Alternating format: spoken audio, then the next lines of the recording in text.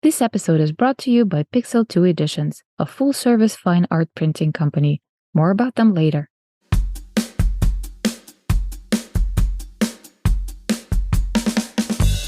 Hello and welcome to In the Art Scene podcast, an art podcast that has it all. I'm your host, Galina Marquez, and I invite fascinating people to talk about their personal creative journeys, success stories, and inspiration. We talk about art business and marketing, how to find your creative voice, and all the new trends in the art world like NFT, AI, and such.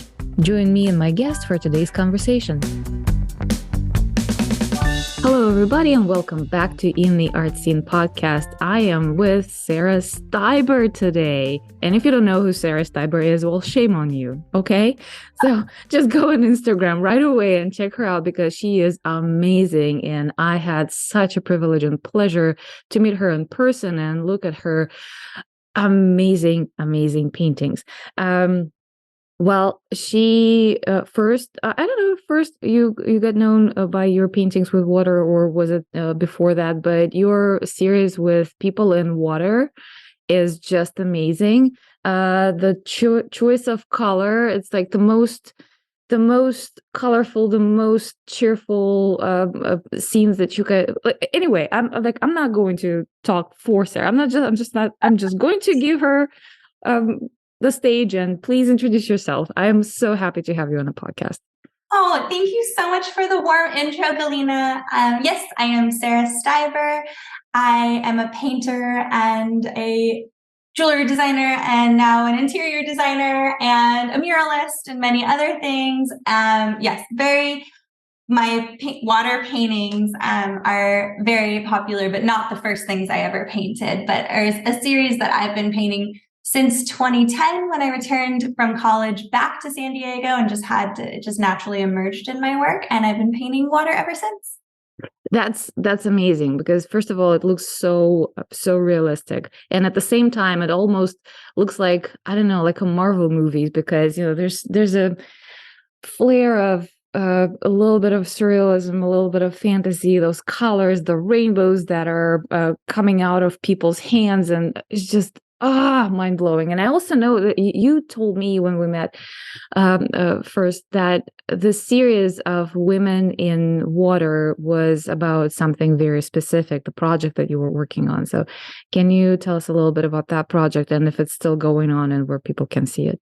Yeah, totally. I love that you said that they felt like Marvel movies, because I'm definitely trying to exude like a superhero-esque depiction of the women that I'm portraying. When I first started painting water, it was sort of, like I said, just a theme that naturally emerged in my work. And I'm obsessed with reflections. I always have been. I paint people for a reason, because I'm interested in psychology and exploring the human condition through my figurative paintings. And so it just made sense to have people submerged in these reflective elements when I'm talking about how society reflects on them and yada, yada. But then I think when we met, I had started my Glow with the Flow series. And so that is I started to become much more intentional about these reflections. So back to the superpower and the Marvel kind of themes, I started submerging these really reflective women into this reflective water. So I would bejewel my characters and put them in reflective, holographic, shiny clothing and things like that. And the concept was just sort of exploring this idea that we as women have a superpower to reflect back what doesn't serve us and to let in what does. That's a theme that it's so funny. It's just like anything I'm working towards or interested or thinking about just makes its way into my work. And then it sort of goes through different iterations as I'm learning and exploring new things. But that specific concept in different iterations has made its way into a lot of my different series. It's something I'm always trying to work through and get better at. Yeah, I remember just, it's not me. And the amount of rainbows in your paintings is just so freaking happy. I feel in my happy place when I look at your paintings. So it's thank you. Yeah, yes, well, thank you for doing the work. I noticed that. I also noticed that you are friends with the interior designer also here in San Diego, who is actually going to be on the podcast, a few episodes from now, Jana Pilland. Oh, cool.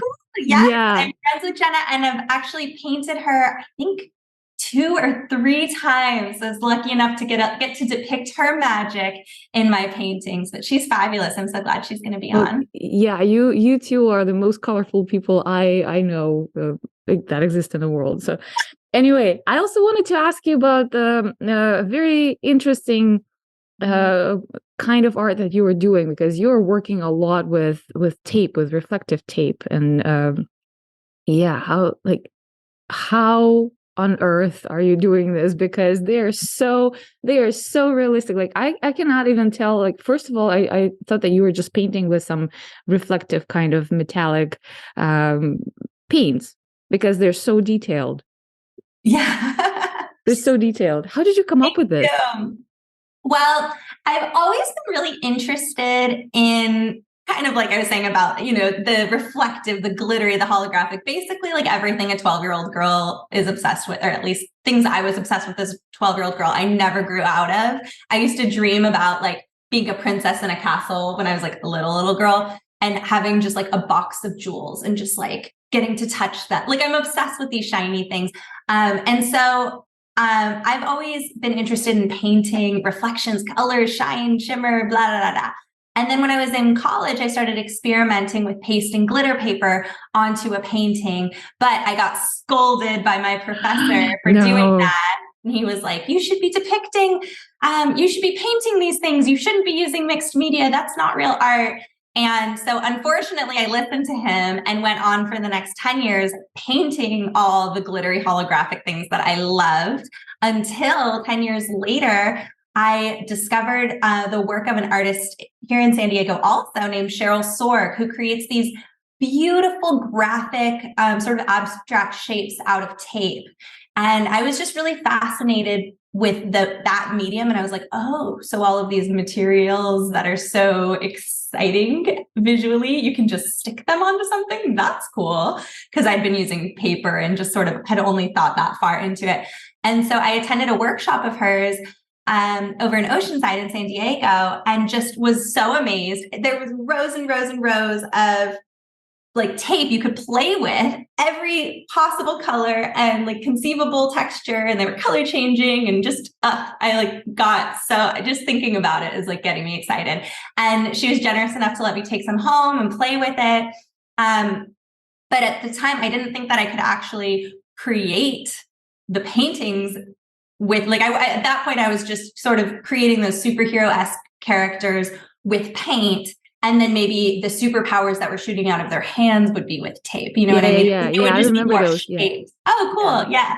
But then from there, and I just started, I was playing and interested. And I thought, my painting style is I'm a direct painter, which means that I paint opaque layers of color on top of each other to achieve the desired realism that I'm going for.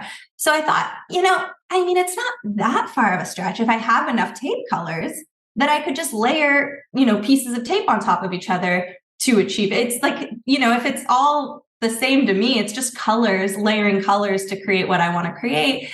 And so I started experimenting with it, became obsessed with it. And then during lockdown, I really, really got into it because I figured the world's ending anyway. And what do I have to lose? I mean, I didn't think I was going to sell any art. And so I just started going crazy, experimenting with tape and really developing. I created a whole series of, I think, 12 paintings. I thought no one would buy them. They all sold out the first week I released them. And it was like off to the races. And it's just brought me so much joy. And I feel like it's so exciting, like this far into my art career. I've been a full-time painter for 12 years that, I feel like, okay, I know with paint what I can, I know what my paintings are going to look like, but with tape, it's like, I'm still learning and iterating. And like just the other day, I discovered that I could start layering transparent tape on top of opaque tape to sort of mix tape colors and create new things. So it's been a really fun ideation and exploratory process for me. That's amazing. Is it some sort of like a special tape? Oh gosh, yeah. I don't know. I get my tape from all over. It's tape art is a very, I mean, there are artists that do it. There's actually a very small convention in Berlin called the Tape Art Convention. I only found about this when I started doing this, when I'm doing. I'll appreciate if you actually share the link with me so I can put it in the show notes for anyone who's interested. Yeah, that would be awesome. I totally will. So yeah, over in Berlin, there's a couple tape artists that get really into it, and they do different things, you know, like from abstract to figurative. But wait, sorry, I lost my train of thought. What was your question? Is that a special tape and where you get it? Oh, yeah, right. Yeah. What type of tape? Yeah. So, yeah, I get my tape some of my tape comes from a hula hooping company in Boulder, Colorado. That's like hula hoop tape called Hoopology. They're amazing. Wow. Some of my tape comes from a company in London that creates these like specialty glow in the dark tapes called Create Tapes. There's an eBay seller who creates vinyl really for signage, and then will create rolls of tape for me. So it's really, I spend hours just like scouring the internet and trying to find every imaginable color and that I can find. But it's really specialty stuff. I mean, it's mostly not just something you can buy at an art store. Yeah, because I've never seen anything like that yet. When I'm watching your reels on Instagram, you have like this huge stand with all those rolls of tapes. And it's just like, oh my God, where is she getting all that? Yeah, I call it my tape crate. And I actually had it custom built by a local woodworker in San Diego, because during COVID, when I was playing with tape, I had this like little basket. And then my husband, who was my boyfriend at the time, was like, you need like spools. So he went to the garage and found me arrows from a bow and arrow. And then I would put the tape on that. And then eventually I was just like drowning in tape and realized I need to build something. So yeah, well, now I've got this big thing. With all those colors that you're working with, yeah, I mean... So if you guys want to see what we're talking about, just go to Sarah's Instagram, because she's got plenty of reels where she's actually showing how she's working with the tape. And you will see that amazing stand with just, I don't know, thousands of spools of tapes. It's just amazing. It's just absolutely amazing. Thank you. And I'm so excited. I haven't announced this on Instagram yet, but I'm going to be doing a pop-up art gallery this spring in San Diego. And I'm right now working on a new series of tape circle paintings that I'm going to be premiering at that show this spring. That sounds amazing. So when is that going to happen? Because I think this episode is going to go on air around April 9. Oh, perfect timing. Okay. Yay. Awesome. The art gallery is going to be open during Art Walk weekend. So that's the last Saturday and Sunday of April. And it'll run 4 full months. And we are jam-packing it full of programming. We're going to be doing a design panel night, a grand opening bash. We're planning a bunch of other little events that I have to finalize before I announce. But I'm really excited. And it's going to be a really special type of art gallery this year, because I've become so obsessed with design and designing spaces, and I actually launched the design arm of my business called Stieber Spaces in the last year. And so it's going to be a living room themed art gallery. So I'm basically transforming it into like a dreamy color explosion living room space. I'm in. I'm going to be there. Yes, you have to come. It's going to be so much fun. And you guys, so between this episode is on air and the opening, I think you still have a little time to plan your visit to San Diego. So yeah, just do it. Fly out. And by the time that this episode airs, I'm going to say this now publicly so that we actually make it happen, but we're going to have a page on my website where you can go and you can register for the different events and see all the programming that we're doing. So check out my website and come fly to San Diego. Yes. Check out Sarah's website, check out the show notes. Everything is going to be there.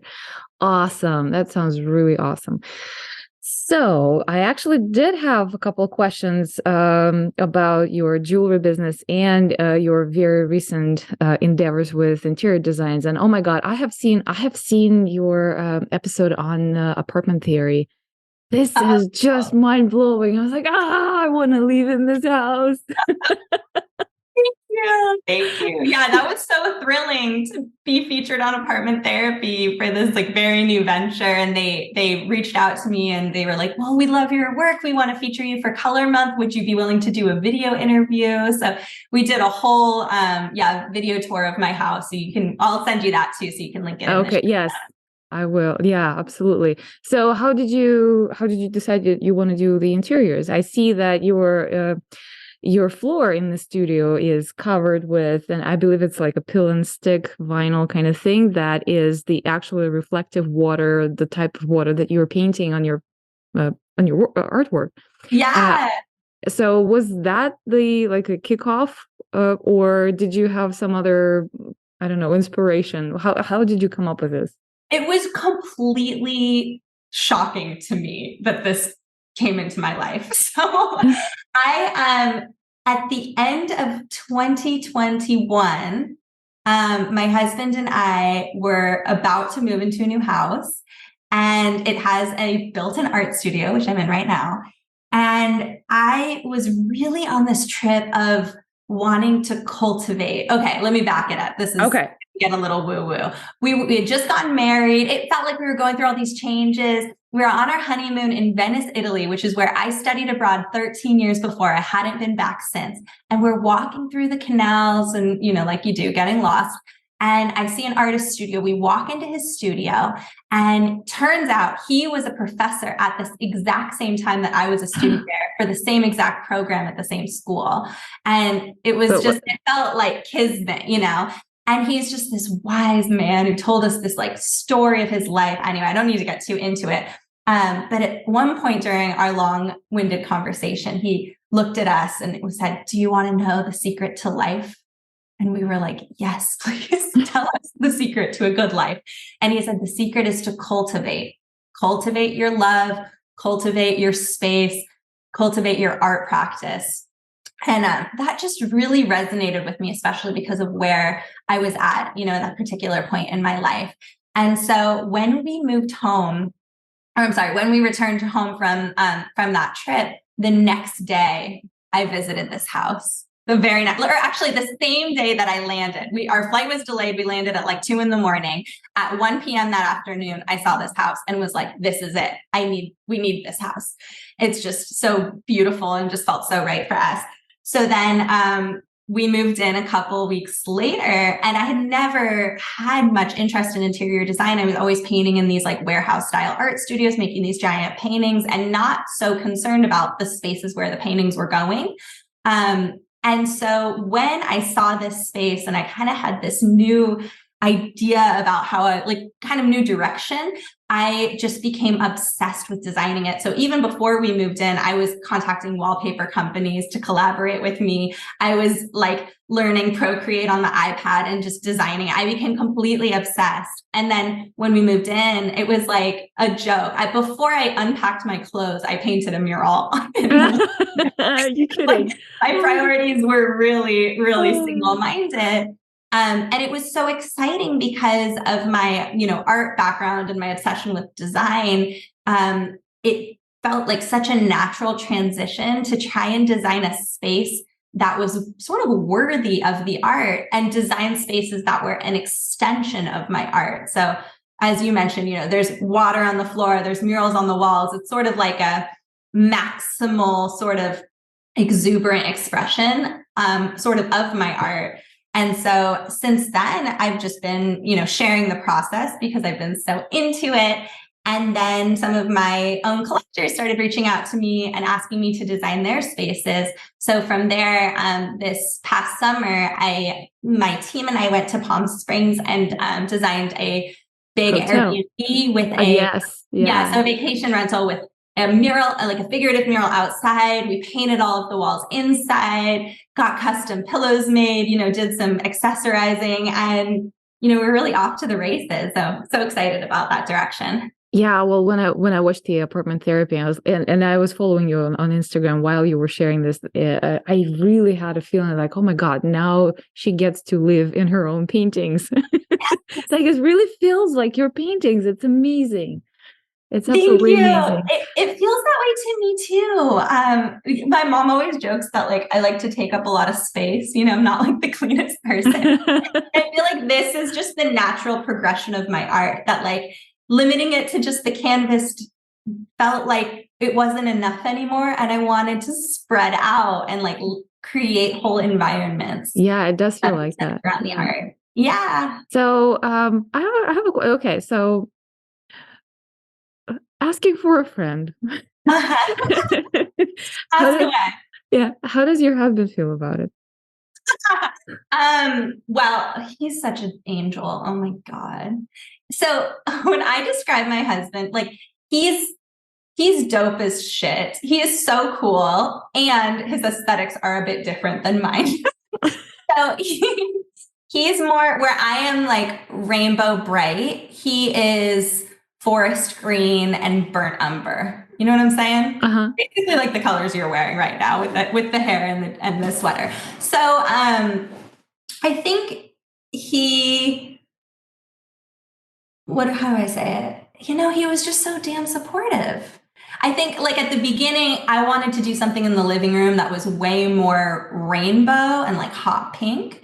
And he gave me some gentle feedback that was maybe a little too much for him. And so, I mean, what I did, you've seen it, is still really out there. But he loves it. He loves it. And I think I've tried to honor him. Like I did a TV room sort of in honor of him. It still was rainbows, but slightly more neutral rainbows and all of his favorite colors. And he just really loves what I did with it. So now he's really trusting me to just go with what my gut says and just make whatever happen. And I think he's happy that somebody took on all of the decorating. Well, that aspect, yes, he doesn't have to worry about it, right? Mm-hmm. Mm-hmm. In fact, this is my big Brad moment. But I was like, all right, Chris, there's this one room, you need to do it. I'm not doing it. I can't do the whole thing. And so he went on and did a really good job, and then came to me and was like, okay, can you finish it now? Because I'm not sure. That's amazing. So I haven't done that yet, but pay attention to Instagram. I'm kind of dreaming up what I'm going to do with this other room, and we'll see what happens. That's amazing. Yeah, I will. Absolutely. It's amazing. It's awesome. And it's so nice that he's so supportive. And it feels like he's been a part of your journey for quite a while, because I've seen you go into New York and taking selfies with him in front of the huge electronic banner with your art in it, and I think the same thing was in Milan. I was like, how did that happen? And yeah, but the actual question is, he's actually been a part of your journey for a long time, so I think he's kind of immersed in this. 100%. And actually longer than you would think. We have been together for 10 years, but he was my biggest crush in high school ever. Like I fell in love with him at first sight when I was 14 years old at a beach bonfire, like you do growing up in San Diego, and was obsessed with him through my entire teenage years. And it wasn't until we got older that we really got together, but we've always had this very strong connection. And he's also very entrepreneurial, super creative, super artistic. Definitely inspires me so much in my business. So he's in it to win it, and he's along for the ride. And more than that, he's just been so incredibly supportive and into what I'm doing. So it's been really fun. That's so important. That's so amazing, having such a support system. Yeah. Yeah, I know your mom supports you a lot as well. It's it's amazing. I know. I feel like I've really got the dream team with my mom and with Chris. It's really great. I was just in the Bay Area earlier this week, hanging out with a really dear college friend, and I was telling her about when I just recently painted the 60-foot tall, or this mural 60 feet up in this boom lift just last month. And how Chris, put me into the harness and from like a thing outside of our house, and was like, okay, jump, like, let's make sure that this works, so you're not dealing with this in the sky. And she said, that's just such a great metaphor for like what you can do when you have support in your life. So I just feel so grateful for that. That's amazing. So what was the deal with the banners, with the billboards? That was unreal. I feel like that was just a magic that came to me from the ether of the internet. It's crazy. Actually, I had what I thought was the biggest mural opportunity but the pieces weren't falling together, and the scope of the project kept changing, and artistically it just wasn't feeling in alignment. And so I made the difficult decision to say, this project doesn't feel like a right fit for me. And I felt really, that's really hard to do as an artist, to turn down projects. Yeah. And a week later, I get an email in my inbox saying, hey, we think you might be a good fit for this campaign. We're an ad agency that works with Samsung. Can you jump on a Zoom call? And I'm like, is this for real?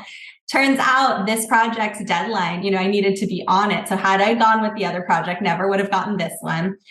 It was a campaign for International Day of Families. And the marketing guy asked me, has anything in your family life changed in the last year? I was like, well, actually, I just got engaged. And so he was really into that story and sharing that. And so asked me to create a custom painting of myself and my husband that they would use for their International Day of Families campaign. And I had thought, it was incredible. And I had thought they were going to put it on Instagram, which they did, create a little film, which they did.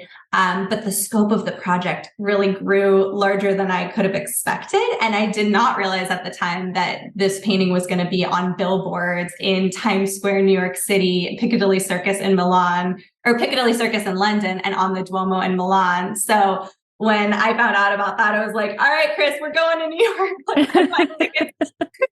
And we obviously had to fly out there and see it. It was just like one of the most surreal experiences of my whole life. That's amazing. That's absolutely amazing. It was so wild. And I hadn't announced our engagement.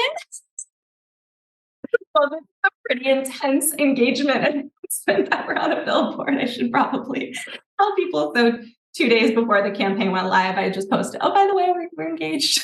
So. And the painting was, I believe 2 of you head to head in the water, right? Is that the one? Yes. Yeah. So it's called Infinity. And we're floating on these pool floats with our heads facing each other, and the pool floats make an infinity symbol, which just is significant to me because when we were like little baby teenagers in high school, we would always talk about philosophy. And I remember talking about the idea of infinity and being really inspired by that conversation when I was so young. So it felt like an appropriate throwback. Yeah, that's so cool. That's really, really, really amazing. And, just watching you on Instagram is really making me happy. And I have seen your paintings in real life, and they are absolutely amazing. But talking to you in person, or even through Zoom, as we're talking right now, you are just filling up the space with your amazing, colorful energy. This is I'm so glad that you are on the podcast with me. It's just amazing. That's so nice. Thank you.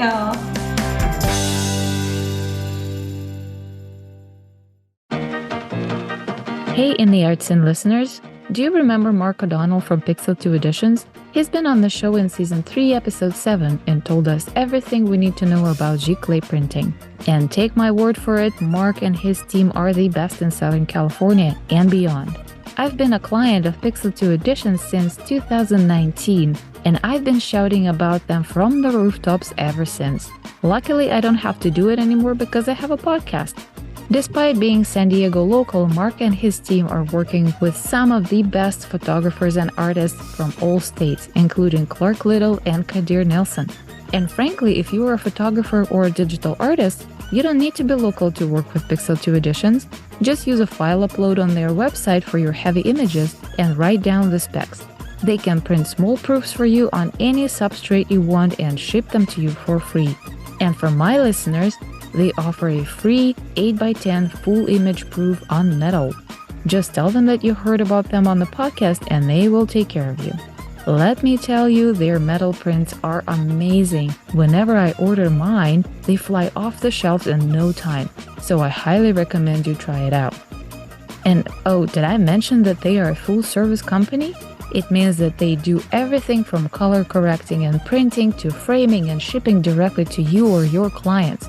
So don't wait, go to pixel2editions.com, 2 is a number, and editions is plural, or call 858-549-7299. Again, pixel2editions.com, 2 is a number, and editions is plural, or call 858-549-7299. Say hi for me.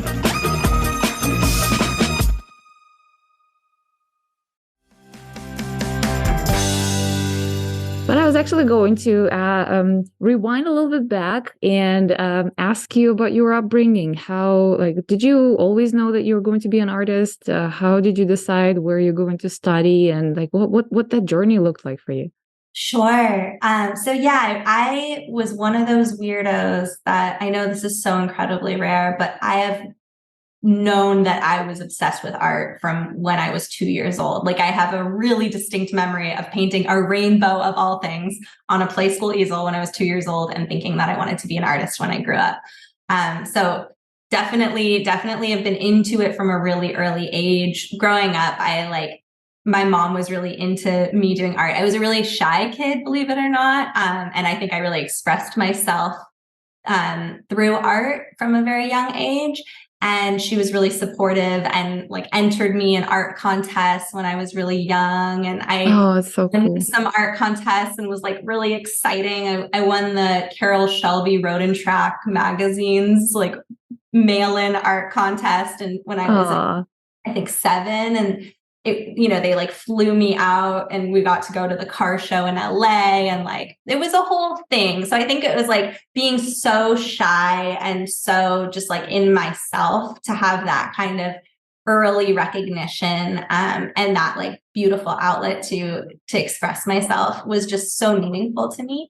But then of course I do have a very practical side. So as I got older, I started to think like, I can't be an artist. Like, that's not actually a career. I didn't have any examples in my life. I didn't know anyone who made it as an artist. And I figured, probably correctly, that it was just about as likely as making it as like a rock star, or, you know what I mean? It's Yeah. so ridiculous at the time. So I thought I was going to be a therapist because, like I said, I was always interested in psychology. I felt like I was already everyone's therapist and just didn't get paid for it. So I figured I may as well, do this. So I made sure to go to a liberal arts school that had a good painting program, because I was telling myself that I would just get this burning like obsession and love of painting out of my system, become really, really good at painting, and then go on to become a therapist, like in grad school, whatever. And that was my plan. But all through college, I just, I had this beautiful opportunity to throw myself into art and to take it really, really seriously. And, like you do when you're in your late teens and early 20s, I was totally freaked out. And I would call my mom and be like, Mom, I can't do, like, this is crazy. What do I do? I can't be an artist. And she was just so incredibly supportive. And she'd always say, yes, Sarah, you can. This is all you were ever meant to do. You got this. We'll figure it out. And so towards the end of college, I kind of had this epiphany. I guess it was something that was there for the 4 years, but I remember it was like the last 2 weeks of college or something. And it was like this light bulb. And I was like, you know what? I am young.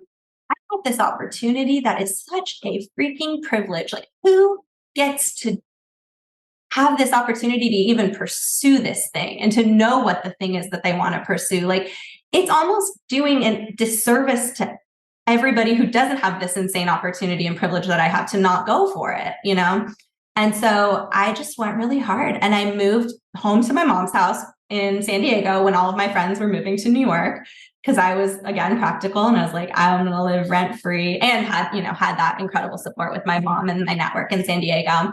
And I lived rent free for 2 years and just hustled my little butt off. She threw me a graduation party that was actually an art show. We invited every art dealer in town, and Wow. just like really curated this art career out of nothing. Like, no one discovered me, no galleries found me. I just like created my own art shows, just like I'm doing now with my pop-up gallery, but just at a smaller scale and at coffee shops and stuff to start, That's amazing. What a mom. Oh, she's the best. Yeah. I know. It's amazing. So lucky to have her. Shout out to Betty. Yes. Yay, mom. So, and then you went to study in Milan? I studied in Venice, Italy. Venice, right. I'm sorry. Yes. Tell us about that.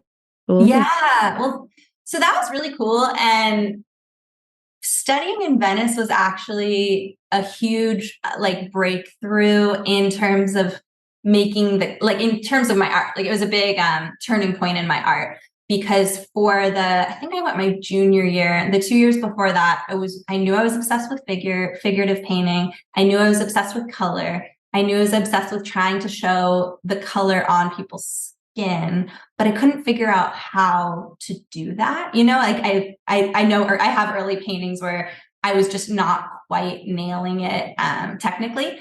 And so the summer, or one of the breaks before I went to Italy, I was in Oakland and I found these like films that you put in front of lights to just like, or colored films. Colored films, yeah. Change the color of light. And I just shoved them in my suitcase with me, flew to Italy, and I happened to have this art studio there in Venice that was closed off on all three sides and had a roof on top of it. So it was like this tiny little cubicle. And I walked around the alleys of Giudecca, which is this island right off of Venice where the studio was. And I found a giant piece of cardboard and I basically staple gunned it shut. So it was like a pitch black. This was a complete fire safety hazard. Oh my gosh. Oh my God. Very easily could have died, but I didn't. And so I made it like a pitch black studio. And then I brought in these colored lights. And of course, they're like melting and it's horrifying. But what I was able to do was I painted an entire figure inside of that closed off dark space. And basically, like, as you can imagine, when you're painting with color and you're shining, say, orange and a green light, the color of your paint is completely changed because they're all tinted with that orange and that green lights. Everything looks like a weird murky brown or something. It's a completely different color reality. And so what I did was I let my eyes adjust. I painted the whole painting inside of this box, which I later called the electric box. And when the painting was finished, I brought it outside of the box into natural light. And it was like such a visual trip because I watched as my eyes adjusted to natural light, the colors in the painting totally transformed too. And I saw that they just looked electric. They were just the brightest pinks and the brightest greens and the brightest oranges. And I was like, okay, this is it. This is how I can do this thing that I've always wanted to do visually. And it also, like, that concept intellectually was sort of what I was trying to show about how like we change based on like what environment we're in, what's shining on us. Of course, I was like talking about my experience coming from San Diego to Boston to Italy and kind of experiencing different social dynamics for the first time. And that really spoke to me. And I trained myself to just see and exaggerate color from just so many hours of painting colored light to now I'm at the point where I don't really need the colored light. I can just exaggerate the color as I see it, though I still love to use colored light from time to time. And do they still melt?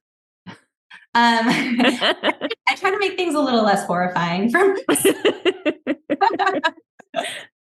This is an amazing story. This is absolutely amazing story because, it's every single time I have someone on the podcast and we're going deep into those little experiences, it's just mind blowing what artists are, creating the environments for themselves to experiment to the point that like it needs to be exactly how I see it in my head. And and I'll go into what kind of like all kinds of extremes to just achieve that. So that story of yours is just such a great illustration of dedication and inspiration because putting yourself in a tiny little box with no light and a fire hazard just to be able to see the color the way you want to see the color. It's amazing. Yeah. Oh, thank you. Really awesome. I will also say, like, just reflecting on this story, I think that a lot of getting there is just trusting in and being confident enough to take your creative whims seriously, so. And like you said, that artists will try so hard to get to where they're at. Like when I remember even when I went to school, it's like, sure, maybe I had like some amount of natural talent, if that even exists. But like, I knew my paintings looked nothing like how I wanted them to look. And I just gave myself the gift of grinding at it so much until I could get to the like level of skill that I saw in my mind all those years ago. So I would just say that if there's anybody listening that like is like, but I'm not good at painting, it's like, well, yeah, just work, just keep working. Just trust yourself to follow your curiosity and keep working at it, I would say. That's an amazing advice. And I usually ask that question at the end of the episode, but thank you for bringing it up now. Just getting it over with, throwing it in there. Now I have to think about how to wrap up this episode. Anyway, I kind of wanted to dive deeper a little bit into your obsession with psychology and how we as individuals reflect the experiences and everything, because again, like, your paintings are absolutely colorful, absolutely happy, but there is much more meaning in it, like, because it's a deeper study of the human nature, not just the visualization of what's on the outside. So can you talk a little bit about that? Yeah. Thank you for seeing me. So my paintings, right. Like, I think that some people will say, oh, they're so joyful, they're so happy. And they are. Yeah. They are. That's very true. But often they're happy and joyful exactly because they're talking about overcoming adversity. They're talking about resilience. They're talking about boundaries. They're talking about how to trust yourself and be a true reflection of yourself in the world, how to be your most authentic and fully expressed self, which of course is a difficult journey to get there, So I think that that's what I'm interested in, the joyful angle of things. But I'm also interested in like the path to get there. And I think of my paintings and like the figures in my paintings as almost like these aspirational manifestations of like future, where I want to go. And like, my hope is that if people resonate with my work, that they will also see themselves reflected in these powerful figures, and it will be sort of a manifestation of where they want to go too. But it's been a really cool, and I feel like that's also such a privilege. I feel like what a joy to be able to live my life in a way that the things that I can't figure out and I'm struggling with, I can make paintings that are about overcoming that, or that help me think through how to work through that. And then, sometimes I'm sort of on the other side of that, and I'll look back at an old series and be like, all right, paintings, thanks. Like, you guys really helped me get here. I appreciate it. Awesome. I had a couple other questions, but I'm listening to you and just kind of drowning. So you are wearing so many hats. You are a muralist, you're a painter, you are a tape painter, you are a jewelry designer, you are an interior designer, you have been involved in filmmaking, for what I know. What has been your favorite endeavor? Gosh. I don't know. I think I'm going to do a cheat answer that's like not a real answer. Okay. When I had just graduated from college, I was like, I built this like really janky website, and it had caricatures, because I used to be a caricaturist at SeaWorld. That was my summer job. It had illustrations for like fashion illustrations. It had paintings, it had drawings, it had sculptures. And I spoke with I met this mentor in Los Angeles, and he was like, this is all great, but like, you really need to focus, you need to like develop your craft and choose the thing like painting and really dive into that. And so I listened to his advice, and I thought it was really good advice for me at the time. I changed my website to just being paintings. And I went off for about, 9 or 10 years, just really, really digging into paintings. And I feel like what I'm so excited about now is this realization that my paintings get to be about more than just what's underneath or what's just between the like edges of the canvas, and that they get to be, a vibe or an ideology or an aesthetic, and I've always been so obsessed with fashion and aesthetics and with with paintings that I feel like I've really just recently, in the last couple of years, let myself again, like follow my creativity in a broader sense. And so I'd say like, it's not that like any one of those things like murals or jewelry or tape painting is like more exciting or fun to me than the next, but it's kind of like the ability to expand and explore with that foundation of having just painted for so many years, and to see and discover like where that can lead. That's been what's so exciting to me. So it's like it's all the same. It's just like it's all equally thrilling, if that makes sense. It does. It does. It's amazing. So, and I think we didn't talk about your jewelry line just yet. So, yeah, we practically touched on everything you're doing, except for jewelry. Yes. Oh my God. Yes, I'm such an earrings junkie. Oh my God, me too. I That's why I love. started this jewelry line. Yeah. I don't believe I have a pair of earrings of yours yet, but I am going to for sure. We'll have to make it happen. No, I will just go online and buy them. Because I think that when you first launched your first collection, it was sold out so fast. I missed it. Oh yeah, that's exciting. So, well, now we've got a whole ship station, and we're ready to ship them out to you with like awesome pro packaging and awesome. And I'm gonna have a pair of the most ridiculous big iridescent earrings by Sarah Stieber. Yes, love it. So do you want to hear about the jewelry? Yes. Okay, here, let me pick this up. So I, like you, have always been really obsessed with earrings, and I had such a big earring collection. I thought they were just such a fun way to, add a little pizzazz and sparkle into your lip. And but I have been really into mirrored acrylic. And I noticed that there wasn't very many options for like those kinds of shiny materials in the US. Like there's a lot of stuff in London, where of course everything aesthetically that I love is from London. It just always works out that way. But I was just like really into these materials, and I wanted to try and create something that was an extension of my art, kind of like, I'm realizing it's sort of like the interior design. It's like an extension of my art out in the world in a more tangible and accessible way. It's definitely not lost on me that paintings are very expensive. And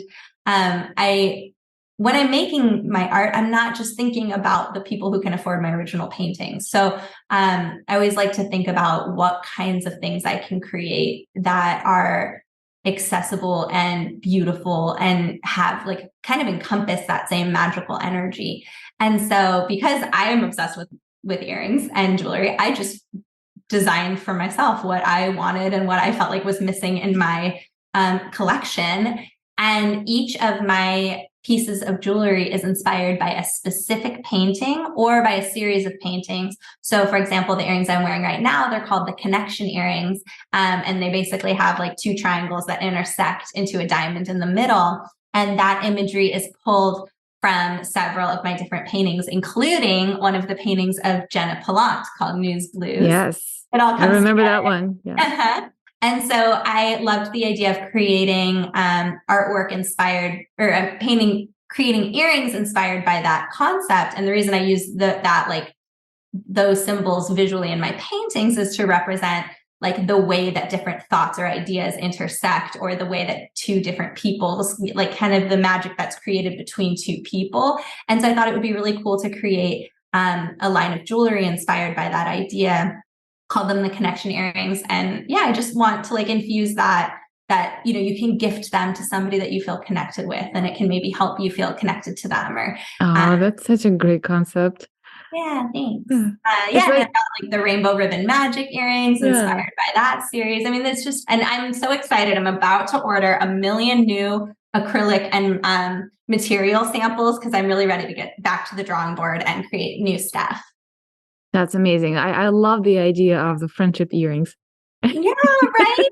Actually, we were thinking, and this might not be timely for when this podcast releases, but we were thinking of doing a release of like a buy one, get one of the connection earrings for for Valentine's Day or Galentine's Ah, Day. So you could wait for that if you want to. that's amazing. That's amazing. Well, we're actually pretty much at the top of the hour.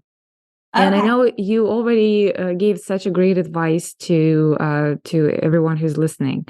But is there something that I haven't asked you, but you wanted to mention? Oh my gosh, we did a really good job. I think we really packed it in. We talked about Yeah. the gallery, the design, the tape paintings. I think we really covered it. Well, then I think my wrap up question will be, what's next for you? Ooh, oh my gosh, Yeah. so much. So this year of 2023 is very exciting. I just hired a full-time employee for the first time ever, Wow. January 1st. And we are just working together, dreaming up so many big and exciting projects and ways to showcase the art. And, on top of making a whole new series, my next thing that I hope everybody comes to is my living room themed pop-up art gallery in Little Italy, San Diego, which is San Diego's coolest neighborhood. So come just for that and stay for the good art and the snacks. And that's going to be the last weekend of April all the way through May. We're going to have tons of programming. It's going to be awesome. And then after that, I'm just like in some pretty exciting talks about some big, fabulous projects that haven't gone through yet. So I can't say anything to them. Hopefully, and I'll just put it out there that definitely big things are coming this year, and I can't wait to keep you posted. So follow me on Instagram, and you'll see everything that's happening. Well, you have to spell your Instagram for everybody then. All right, it is Sarah Sarah, SARAH, and then STIE, B as in boy, ER. And it's all one word. It's all one word, just my handle, my name, all lowercase, or whatever. Right. I don't know how Instagram works. Sarah Stieber, everybody. So yes, go ahead to the show notes. All the links, everything will be out there. Check out Sarah's website. Check out Sarah's Instagram.